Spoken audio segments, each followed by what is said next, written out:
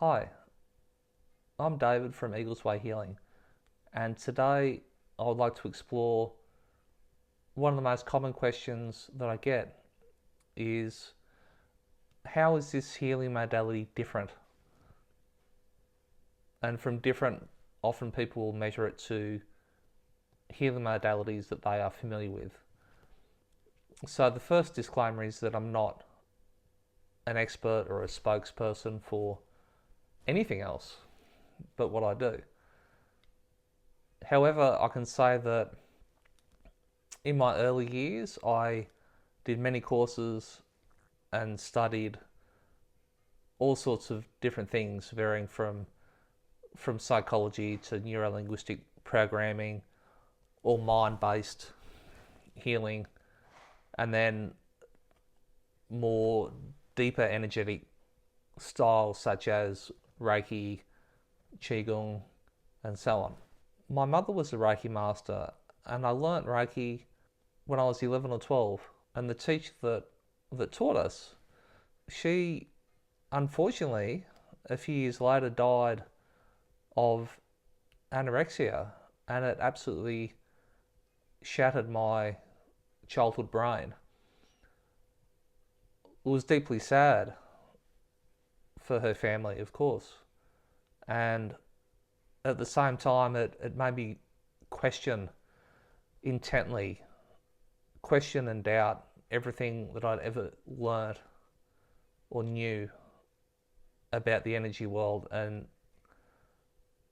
I think that was a catalyst. I think that was a changing point where I was intent on finding something incredibly powerful and incredibly deep, because my childhood brain could not comprehend that very unfortunate situation. Comparing Eagle's Way to Reiki is a very, very common question that I get. Oh, is it like Reiki? From my experience, I could probably use this analogy where a lot of energy healers or healing practices are like watering a garden with a sprinkler system or a mister, and the garden gets watered and plants will get more healthy. And it's a lovely thing. You're transmitting energy, and it's positive. It works. There's no doubt about it, and it's a good thing. However, it's very general. Eagle's Way is very, very precise. So it's like having a bucket of water, and there's one plant that needs the attention. That one plant gets the entire bucket of water, goes right down to the roots. Very, very, very precise, like a scalpel precise. So removing negative energies and get right in deep and remove them without causing any emotional distress, like you would get with all the mind-based practices where you have to relive and re-experiencing the suffering, and it doesn't really effectively clear it. It still has a residue and still feeds into that energetic loop of negative energies which you're trying to move on from. And it's a very slow, painful process. With Eagle's Way, it's very precise, and it clears it out without re-traumatizing people. Eagle's Way has a lot of similarities with other energetic styles in the very beginning stages when you're learning how to transmit energies, how to direct energies, the real basic foundations. There's a commonality there where you physically interact and play with energies and direct energies. It's a wonderful thing, and it doesn't matter what style you do. That's a wonderful thing to do. Eagle's Way method looks at the energetic world holistically, almost like it's an aerial view of the terrain. So you're looking at it from above, from the eagle's perspective, and you're looking down at the terrain, and you can pinpoint exactly, with a high degree of precision, the very specific causality of the energetic problem.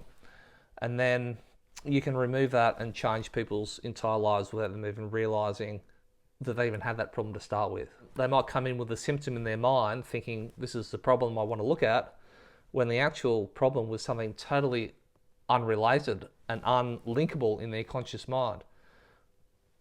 But when you're looking at things from a more holistic view, you can actually see exactly where that block is, exactly what's causing that energetic resistance, or the problem, the energetic problem that's manifesting in a physical symptom, or any number of things that's just out of reach for the conscious mind. So you can direct energy generalistically over the entire energy field or with the person, and you could do that for hours, for weeks, for years, and you still may not get the deep causality of the problem. You still may not be able to tap into that deep level of trapped energy, if you like. And a lot of this work, it's very, very hard to describe, but it happens independently of space and time as we know it. It's very hard to identify. It's hard to conceptually understand it. But when you're working in this space, there's the timeline, as we generally understand it, is a blur. So you almost step out, you actually do step out of the timeline, and you can energetically work and manipulate energies and remove energies for the highest good of the person you're working with, and get absolutely profound results. Energies that may have been ancestral or may have been hereditary of some sort they're totally unaware of, or events or situations that seem minor at the time have snowballed and created an energetic mass. You can just go back and clear all that out of their reality, so they don't exist anymore, they're gone. So essentially you're changing the physical energetic being of that person, irreversibly changing it to a more positive, different energetic entity. So the person that you have after the healing session is a different energetic being than the one that you had at the start. That's mind-blowing how powerful that is. It's so profound. And as a result, the people who are experiencing that will have things attracted to them, because now they're vibrating at a different frequency, and they're attracting people, situations, events, experiences that match that energetic frequency. And the ones that used to trigger them, and the old experiences, people, relationships that used to be energetic match, the match is no longer there because they're not vibrating at that energy anymore, and instead they're linking with more like-minded. Minded isn't really the word I'm looking for. They link with more energetically compatible people, situations, events, relationships, and so on.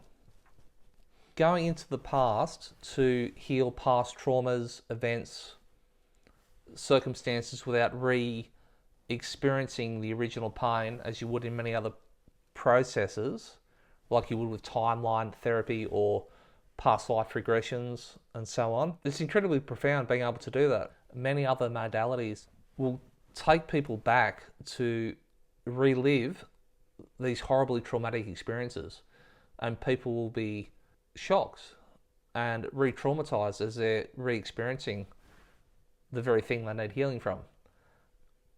It can work, absolutely, but you are getting re-traumatized at the same time. What we do at Eagles Way is cut straight in, without traumatizing, define, identify, clear, gone. Likewise, we can reach into the future energetically as well. As I was saying, it's a blur. It's a very strange thing, but you can do it. And going into the future, as far as removing energetic resistance from people's paths, it's incredibly powerful. And when you do that, you can save them from experiencing pitfalls, which they otherwise would have had to go through, and more pain, more suffering. When you go through, you can remove the pitfalls, you can see where they are going energetically, remove any resistance. So then they're in a flow state. So when they're going through their life experiences, they're not energetically burdened and slowed down with all this baggage that they've been carrying and all this resistance. Then it creates a flow state and makes life more enjoyable and more spacious. And it allows people to, instead of focusing on the sadness, suffering, grief, pain avoidance, it clears that space, and then they can focus on their true essence and suddenly be shown their purpose in life, suddenly get insights of what they should be doing and how their life's purpose should be unfolding, and having deeper understandings. All these because their mind is suddenly quieter and the energetic resistance is gone. So that's quite a lot of information, but that gives a general understanding of how this healing modality is different from many other healing modalities that I know of.